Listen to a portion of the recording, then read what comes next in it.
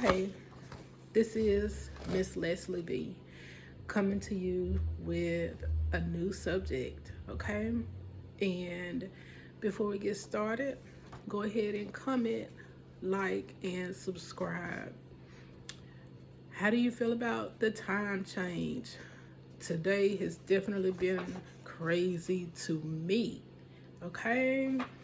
Child, my phone was saying one thing and the clock on my stove and the microwave was saying something else, and I was confused, didn't know what was going on. And then was like, oh yeah, spring forward. So yeah. Anyways, make sure that you set your clocks. So today's topic is grief. And if you've never experienced grief, I guess that's good for you. But for those of us who have experienced grief, it's definitely something to work through. So, my disclaimer is I am not a licensed professional. As a matter of fact, this is my own experience. If you want to speak with a grief counselor, I would definitely recommend you do so because they can definitely help you work through all of the things that we're going to talk about today. For me, it was all about, truthfully, my relationship with Christ and Him guiding me and directing me and helping me understand where I was and what assistance I needed in order to make it through to the next level. I guess is about what I can say. It was that's all I know. Now I am looking down because I do have some notes. Uh, Absolutely got quite a bit of notes because, like I said again, I'm not a grief counselor. I'm not a therapist. This is me speaking my own truth, speaking my own experience, and how I've worked to accomplish or how I've worked through the experiences that I've had in my own life. So, first things first, what is grief? And grief is personal, it's individual, and everybody experiences it differently. According to, I guess, the dictionary, grief is a natural response to a loss.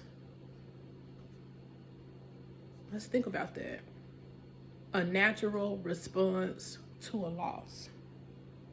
And it brings on the emotions such as sadness, shock, anger, and denial. There are definitely a whole bunch more. And I'm going to do my best with trying to talk about them. We'll see. But there are no rules to grief, there are no timetables to grief, and there is no linear progression. So when we're talking about a linear progression, that's basically saying that there is no specific outline on how to work through grief. Because you could be happy, having a great moment, and then something happens and it triggers you and causes you to have a moment. That's what I call them. I call mine, I'm having a moment and I need to get myself together. Allow me the opportunity to have my moment. And for most people that experience grief, as long as they are not hurting you or themselves, sometimes they just need a moment to calm down, to work through what they're going through, and then get back on track. Um, I can definitely provide three examples of the linear progression. Um, so, first of all, I'm gonna go back a little bit. So, for me, I have three different experiences as it comes to grief. Number one, it is the death or loss of my parents. Number two, it is the loss of my children. And then number three, it is the loss of a relationship or multiple whatever relationships, but monogamous relationship between partners. So with the loss of my parents, so I recently lost my mother in December of 2024, and I'm probably still experiencing, I know I'm still experiencing periods of grief. I know I'm still going through times where I miss her, and I wish I could talk to her. I wish I could hear her voice and she tell me what she always told me, which is, you can do it. I know you can. So,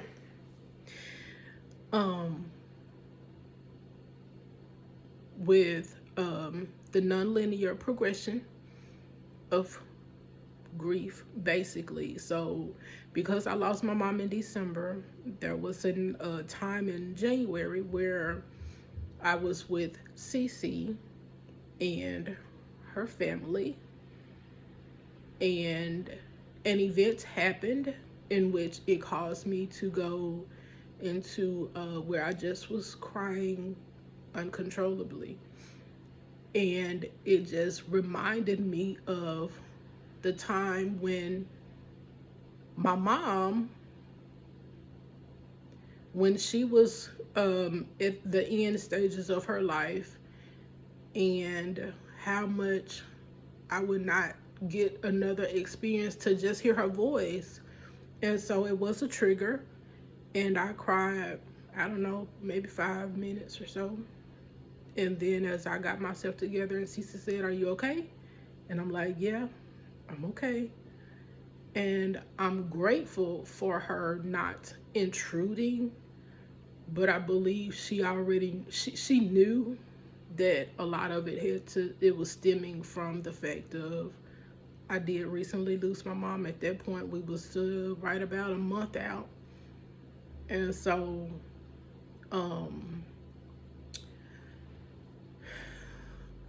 yeah, that was me having a moment where I needed to just basically be in the moment, experience how I felt, and then move forward. Acknowledge the fact that I wasn't okay, and then we can keep on moving. So that's the first example of the nonlinear progression. And then another example of nonlinear progression truthfully happened about around the same time, but that one was while I was at work at my job, and one of the ladies come and asked me a question, and I kind of snapped. And it wasn't that it just was, you could tell that there was some frustration in my voice, and I had to go back and apologize to her because I did cuss. It wasn't necessarily that I cussed at her, but the last term in my statement was a cuss word. And so I did apologize to her because of me using profanity.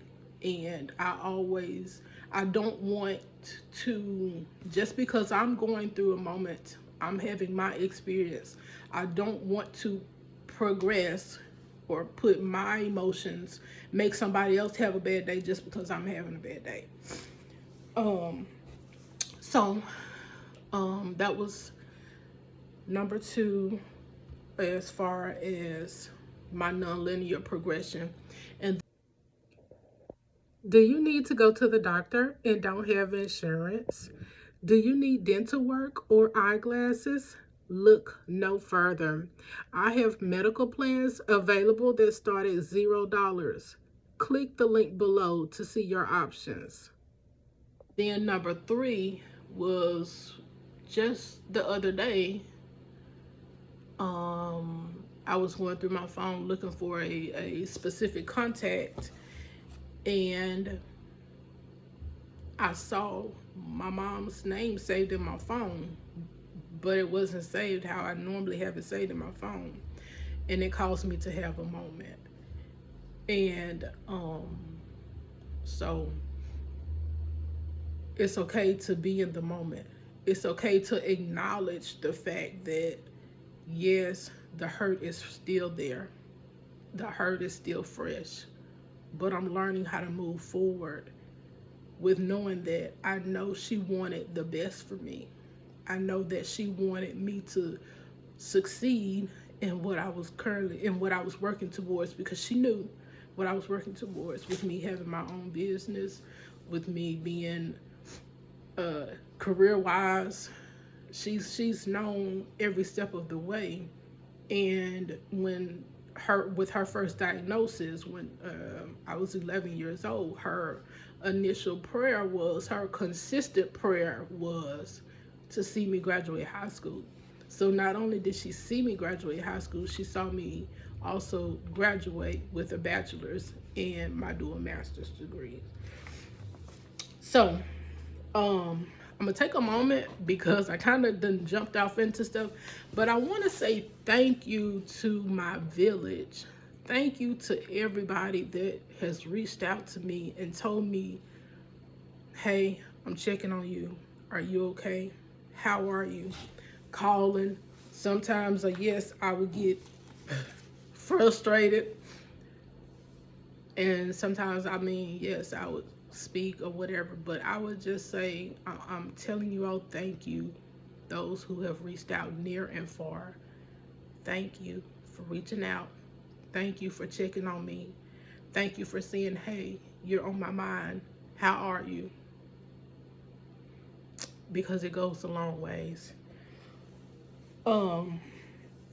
So I talked about my 3. I mentioned my 3 reasons, or my 3 experiences of grief, of me grieving the loss of my parents, me grieving the loss of my children, and me grieving the loss of partner relationship. So there are, as I'm going through this document, because again, I am not a licensed physician, I'm not a licensed therapist. These are my experiences. So number 1, you need to acknowledge, I would say, acknowledge that you are experiencing some or all types of, all of the stages of grief. Acknowledge it. Sometimes that's the first step, is acknowledging that, yes, I'm experiencing something. I'm not okay. And so and people learn how to step back and say, okay, you're human just like I am. You put your pants on one leg at a time just like I do. So, and you learn how to not pass judgment on yourself or others in this situation. So the 5 stages of grief are denial, anger, bargaining, depression, and acceptance. Those are the 5 main stages of grief. But then there are some additional stages of grief, such as shock and disbelief, sadness, guilt, anger, fear, and physical pain. That's something. Shock, disbelief, sadness, guilt, anger, fear, and physical pain.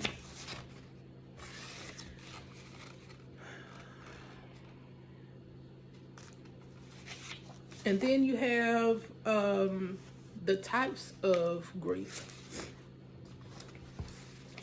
The types of grief are anticipatory, normal, complicated, disenfranchised, cumulative, acute, traumatic, and preparatory. Those are the types of grief. Okay? So, with the loss of my parents, the loss of my children, and the loss of my relationship, I look at the loss of my father as being anticipatory. And why do I say his was anticipatory? Because with anticipatory, you're basically anticipating the death. I had been anticipating his death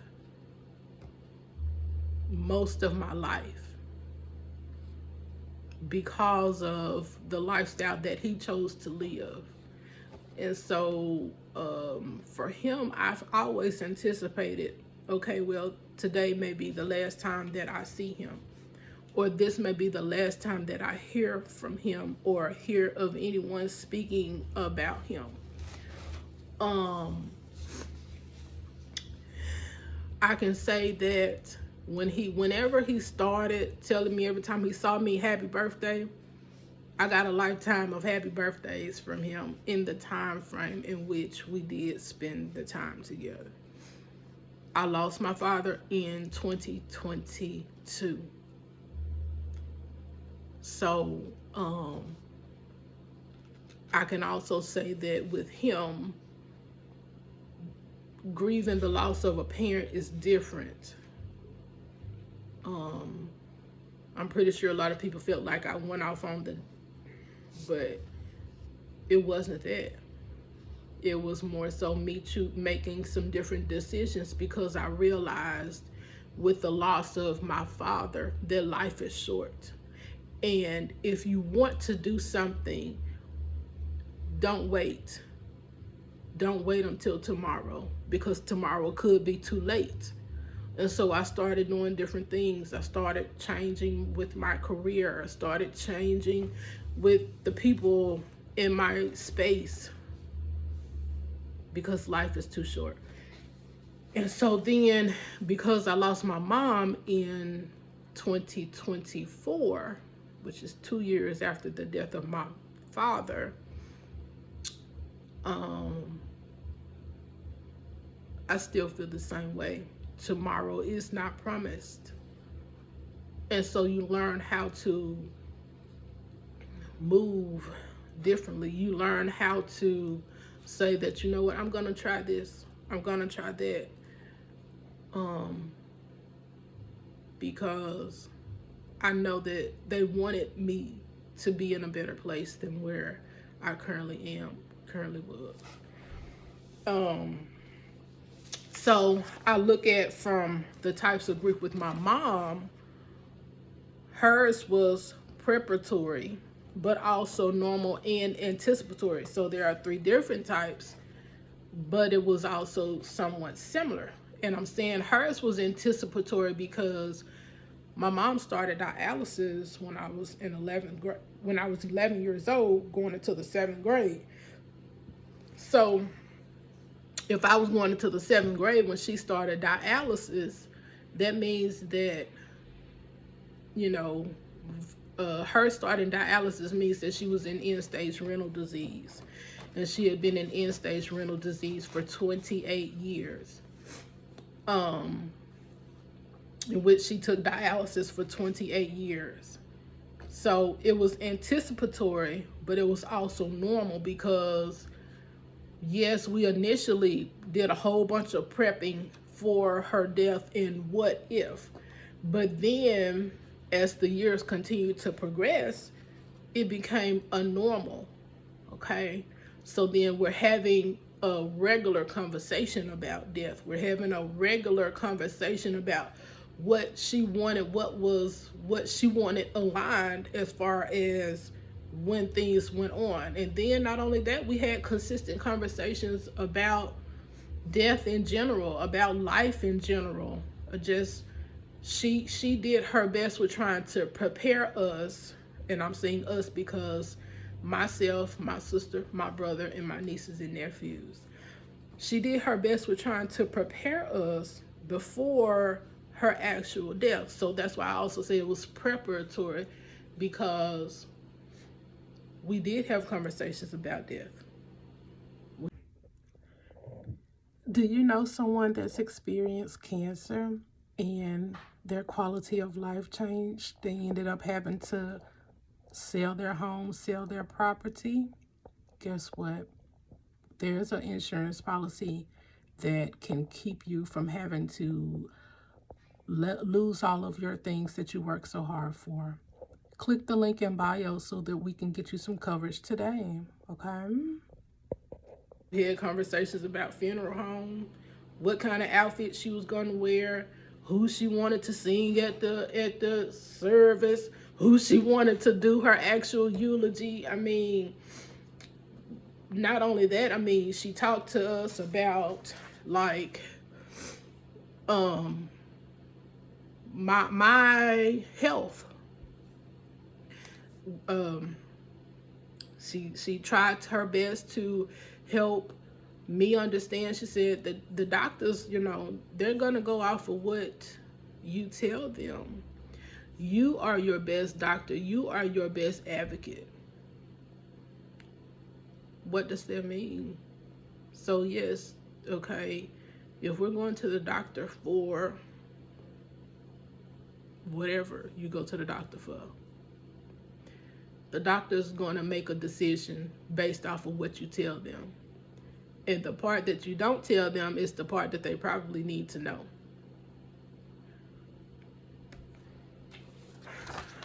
Okay? Off that soapbox.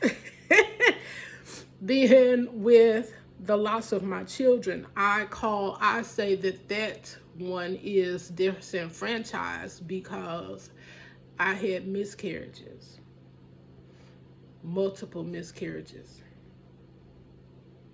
And I say it's disenfranchised because at that time there wasn't a lot of information about miscarriages and support groups for people who consistently have miscarriages.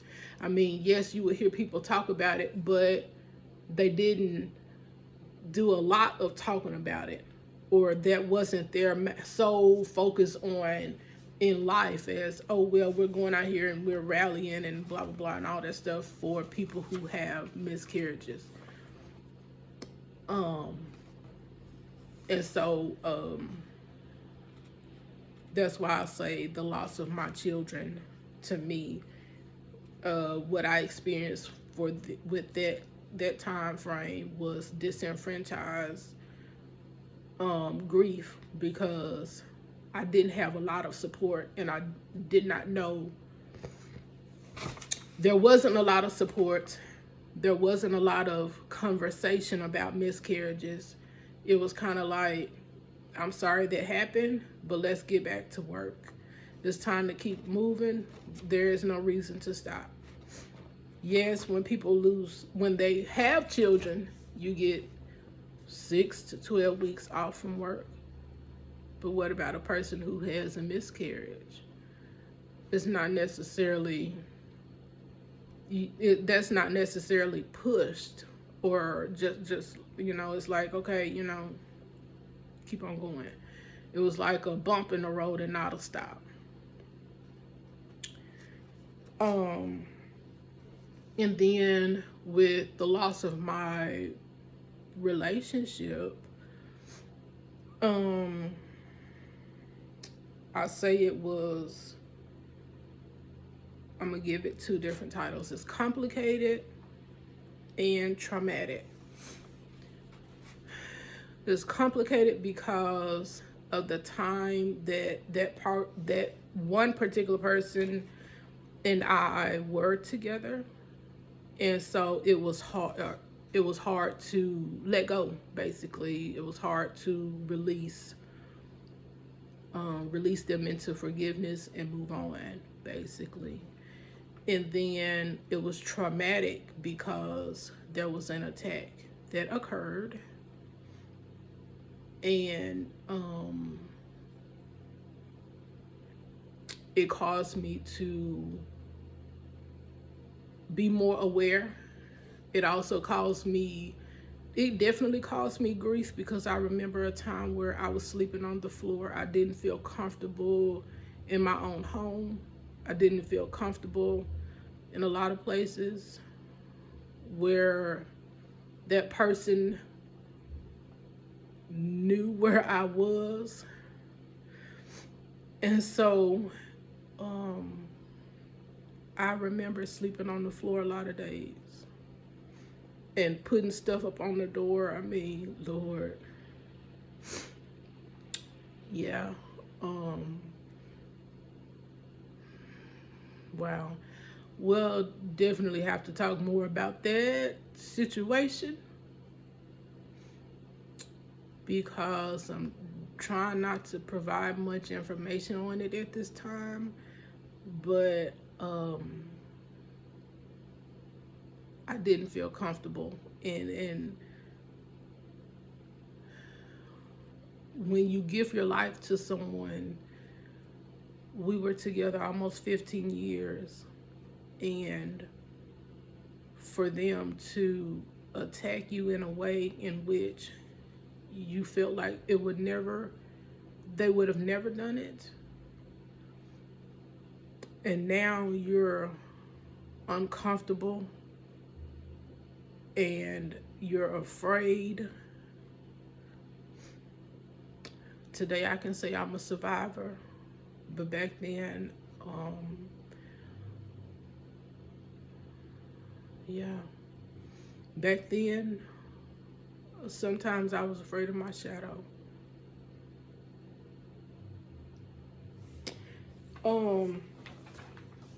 So, because I didn't expect for this to be as long as it is, but I've talked longer than I expected. So,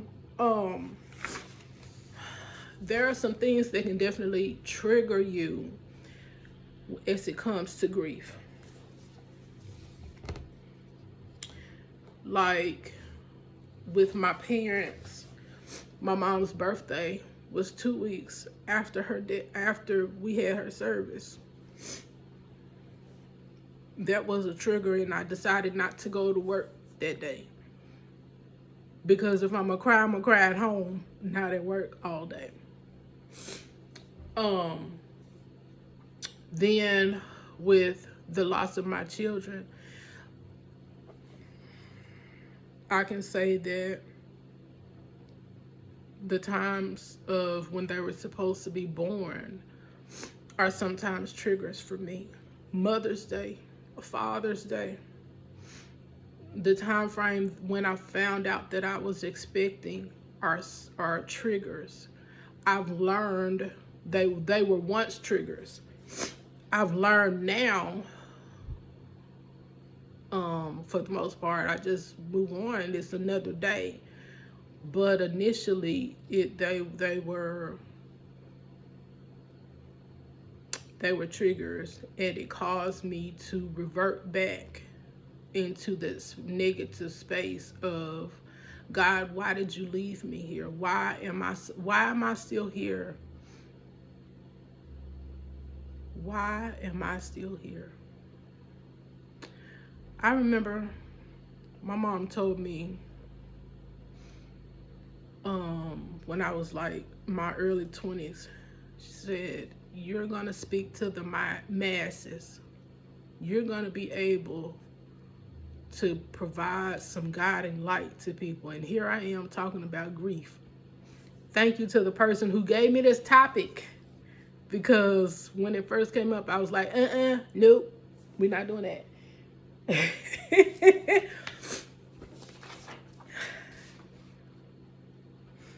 So,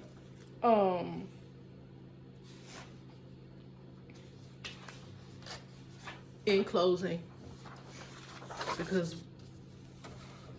I could probably ramble all day about grief. So, in closing, I want you to know to treat yourself with kindness. If you're having a moment, enjoy the moment. Not necessarily enjoy the moment, but be in the moment. Acknowledge the fact that sometimes, there are emotions and you're feeling some kind of way, and you don't necessarily understand where it's coming from. Sometimes it's good to cut the TV off, cut the music off, and sit in peace and quiet. Get your Bible and let God talk to you. Let him guide your steps. Let him order your steps. And he can help you figure out where these emotions are coming from. So treat yourself with kindness. If you feel like you don't need to go to work because it's gonna be H in that place today, don't go to work. Stay at home. Cook you a good meal. Because first of all, I'm a girly girl, so I can't really say what men do. Cook your meal. Comb your hair. Clean up your eyebrows. Put some makeup on. Put your lipstick on. Go get your nails done. Turn it into, instead of it being a frustrated, miserable day, make it a day about yourself. For my mom this year, normally I get her a gift for her birthday. This year I ordered something that would be her. It was what she liked, but I ordered it for me. So, normally I always give my mom something for her birthday, just like I get her something for Christmas. For her birthday, my mom loves fragrance. I'm a girly girl. My mom liked dressing up. She liked to get her hair done, get her nails done, put her makeup on, smell good. I'm the same way. And so, for her birthday, I ordered me some cologne, fragrance, perfume, whatever you want to call it. Because that was my way of getting through my grief at that time. It was my way. Again, like I say, my disclaimer, which is I've said it all throughout this, it is, I am not a licensed professional. This is my experience. So I ordered some cologne and I spray it on. Truthfully, it's been times right now where it's like, you know what, I feel like I need to be near her. And that's when I spray it. That's when I put it on. Treat yourself with kindness. Treat yourself with compassion. Don't judge yourself. Why? Don't say, why am I feeling like this? Because it's a human feeling. We're human. We are not robots. I said that a lot in my old job. We're human. We are not robots. You are not a robot. Getting up, going over, doing the same thing every day in and out. Sometimes you need a break in it. Don't judge yourself. As a matter of fact, that's when you need to be loving yourself harder. If you need to go and get you a new outfit, just because, go and get yourself a new outfit. You have the right to grieve. No one can tell you that you don't have the right to grieve. No one should ever tell you that you don't have the right to grieve. And they can't tell you when your process ends.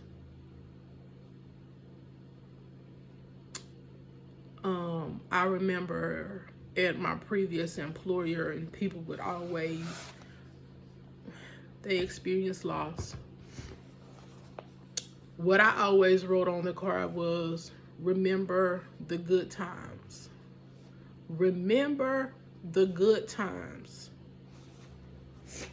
Remember the good times. Why do I say remember the good times?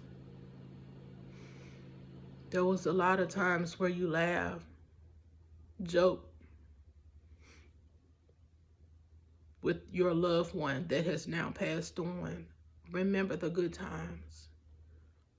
Would they want you to be sad? A lot of times it's suck it up. Let's keep on going. Suck it up, buttercup.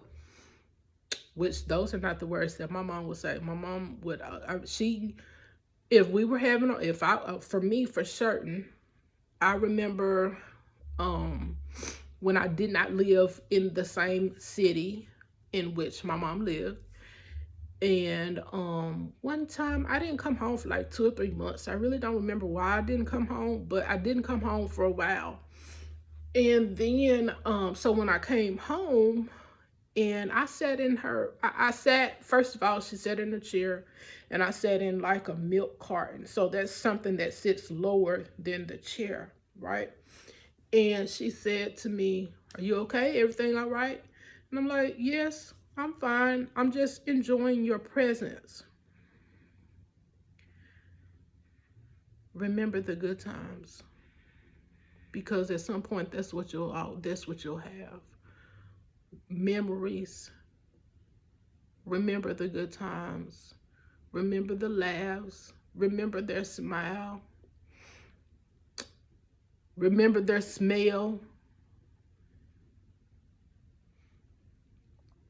So, comment, like, subscribe.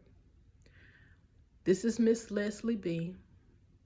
And I thank you so much for listening to me today talk about grief and my experience with grief.